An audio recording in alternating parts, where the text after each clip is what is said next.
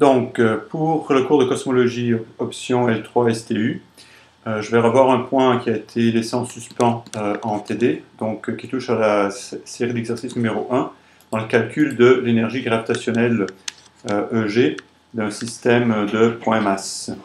Donc, je vais juste réécrire l'expression générale, ce qu'on avait découvert pour un ensemble de points de masse MI, de coordonnées de l'espace XI avec une vitesse VI chacun. Donc on savait rapidement, on pouvait écrire, on savait calculer donc cette somme sur chacun des éléments masse pour calculer son énergie cinétique. Donc, pardon, ça c'est une somme. Ensuite, reste à calculer de façon générale l'énergie gravitationnelle de liaison. Et que ça, pour faire ça, eh bien, je vais devoir sommer l'énergie cinétique et l'énergie potentielle du système, l'énergie potentielle EG. Donc, en général, hein, donc, sans faire aucune approximation ou référence à la symétrie quelconque du système, je peux faire une somme de produits des masses MI, MJ, divisées par leur distance moyenne RI, ou si j'ai noté X tout à l'heure, voilà, RI, RJ. Donc l'idée c'est de substituer pour cette somme, substituer des valeurs moyennes. Alors si j'ai un ensemble de n éléments, donc I égale ici 1 jusqu'à n, et je somme sur J plus grand que I, donc la masse moyenne de chacun de mes éléments, ce sera donc la masse totale, donc une pondération uniforme. Et bien entendu, ce sera la même chose pour la masse moyenne mj, puisque c'est tiré du même ensemble. Donc, ce que je vais faire, c'est substituer pour cette somme-là un genre de valeur moyenne. Ici, je peux mettre des plus grands, plus petits, comme ça, de chaque côté, pour dire que je prends la moyenne de ces termes-là, et la moyenne de ces rapports et produits. Donc, je vais les noter comme ça, valeur moyenne mj, divisé par cette valeur moyenne, 1 sur la distance moyenne, c'est ce que je vais définir par mon rayon gravitationnel RG. D'accord ? Ensuite, il me restera à faire la somme sur I égale 1 jusqu'à n, J supérieur à I, de 1, essentiellement un facteur uniforme, pas constant. Donc, vous avez votre produit des masses ici, valeur moyenne MI fois MJ, qui sera tout simplement donné par les valeurs moyennes, le produit des valeurs moyennes, et donc ce sera donc le m tot au carré divisé par n aussi au carré. D'accord ? Donc ce terme-là ici, je sais l'estimer pour un ensemble de... Donc il s'agit de l'espérance statistique et non pas d'une analyse pour cet ensemble des variations attendues. Donc l'idée c'est qu'en faisant une double somme, si je le réécris comme ça, comme une double somme sur J, plus grand que I.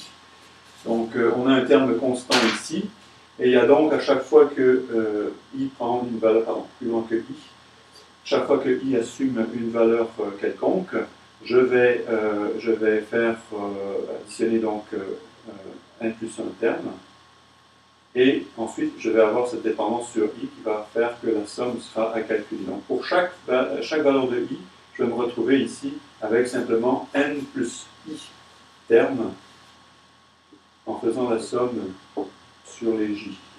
D'accord ? Donc cette somme-là, comment vous la calculez ? Eh bien, vous alignez les chiffres tout simplement sur deux lignes. Vous commencez avec une valeur quelconque de I et vous allez jusqu'à n. Vous faites I, n, I plus 1, n, I, n plus I plus 1, n plus I plus 2, jusqu'à n plus n. Donc quand n I prend la valeur maximale n, vous arrêtez en fait la somme à 2 fois n. D'accord ? 2 fois n. Alors l'idée c'est de prendre l'astuce de Gauss et d'aligner la même série de chiffres juste en dessous, mais en commençant par les valeurs maximales de n, de n-1, de n-2, etc., jusqu'à n plus i. D'accord ? Et on va se rendre compte, en fait, maintenant, donc, comme I va aller de 1 jusqu'à jusqu'à n. On a donc à substituer ici pour i, on prend la valeur 1, la borne inférieure. Et on peut donc faire la somme pour chaque colonne. Maintenant, on a toujours le même total, c'est-à-dire 3n plus 1. Donc on a 3n plus 1, un nombre n plus 1 fois. Donc on a 2n moins n plus 1, c'est-à-dire qu'on a 2n moins 1. Voilà, si je compte bien, c'est 2n moins n moins 1 plus 1. Donc voilà, donc on va se retrouver avec simplement n termes ici. Donc le total de ça, c'est 3 fois n carré plus 3n carré plus n. D'accord? Maintenant, j'ai additionné deux fois le total que je recherchais. Donc ce total ici, c'est 3n carré plus n divisé par 2. Donc 3n carré plus n divisé par 2. Maintenant, si je substitue pour mon expression ici pour les valeurs moyennes mi, mj, je vais me retrouver avec m tot au carré divisé par n au carré. Je le mets ici pour avoir des expressions en n carré.